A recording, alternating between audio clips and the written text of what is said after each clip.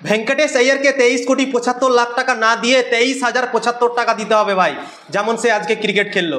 19 বলে মাত্র 14 run, 200 run chase করছে কলকাতা, এবং তাকে বুঝতে হবে কি ভাই আমরা 150 রান চেস করছি না, আমরা চেস করছি 200 রান। এবং সেখানে মাত্র 19 বলে 14 রান করছে ভেঙ্কটেশ আইয়ার, এবং একটাও বাউন্ডারি সে মারেনি সেই 19 বলে। এবং সেই 19 বলে যদি সে 40 রান করতো তাহলে হয়তো কেকেআর এই ম্যাচটা জিতে যেত এবং রান চেস করে নিত।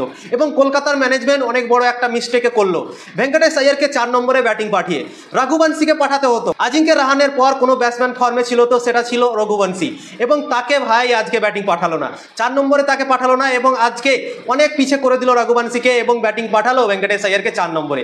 এবং সেটাই টার্নিং পয়েন্ট হলো কলকাতা নাইট রাইডার্সের জন্য। কলকাতা নাইট রাইডার্স পিছিয়ে থেকে গেল 39 রানে, এবং গুজরাট টাইটান্সের সামনে মাত্র 159 রানই করতে পারলো। কেউ খেলতে পারছে না, শুধু আজিঙ্কে রাহানে কি ঠিকালিয়ে রেখেছে কেকেআর দলের কি ভাই সেই শুধু রান করবে?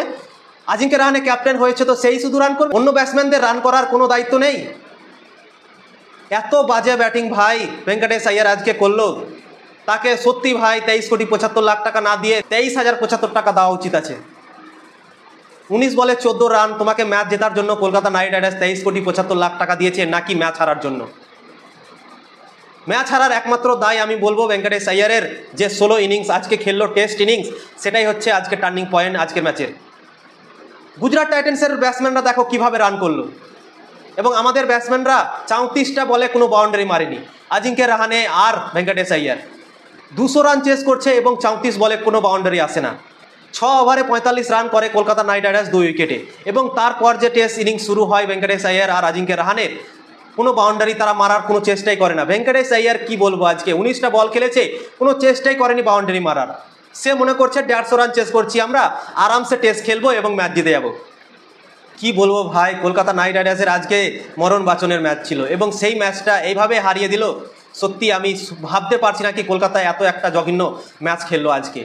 লড়াই করে হেরে যেত, চেষ্টা করতো মারার, দিয়ে আউট হয়ে চলে যেত, আমরা কিছু মনে করতাম না, কিন্তু কোনো চেষ্টাই করলো না মারার। টেস্ট খেললো, কোনো ইন্টেন্ট দেখালো না, মারার কোনো চেষ্টাই নেই কি ছক্কা মারবো বা 4 মারবো।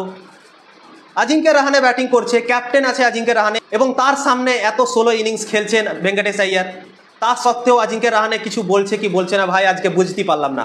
এবং কলকাতা নাইট রাইডার্সের ম্যানেজমেন্ট অনেক বড় একটা মিস্টেক করলো রঘুবংশীকে 4 নম্বরে ব্যাটিং না পাঠিয়ে। রঘুবংশী অসাধারণ ফর্মে আছে, এবং সে আজকে লাস্টে ব্যাটিং নামলো এবং প্রায় 12 বলে মনে হয় 27-28 রান করে গেল, অত নিচে ব্যাটিং করার পরেও। তা সত্ত্বেও তাকে কেন যে চেঞ্জ করে দিল, 4 নম্বরে পাঠালো না ব্যাটিং করতে, যে সময় সব থেকে বেশি প্রয়োজন ছিল একটা টেকনিক্যাল ব্যাটসম্যান যে স্পিন বোলারদের ভালো খেলে, স্পিন বোলারদের ডমিনেট করে, মারে, তারপর সিঙ্গেল নেয়, এবং এমন একটা ব্যাটসম্যানকে পাঠিয়ে দিল কি কোনো ইন্টেনই দেখালো না। মনে হচ্ছে টেস্ট ক্রিকেট খেলছিল, তার কোনো চিন্তাই নেই কি আমাকে 199 রান চেস করতে হবে, কোনো ভাবনা চিন্তাই ছিল না ভেঙ্কটেশ আইয়ার কি আমাকে ম্যাচটাও জেতাতে হবে। এত 16 ইনিংস কে খেলে ভাই? তোমাকে ম্যাচ জেতানোর জন্য 23,75,00,000 টাকা দিয়েছে, আর তুমি আরও ম্যাচকে হারিয়ে দিচ্ছ এভাবে 16 ইনিংস খেলে।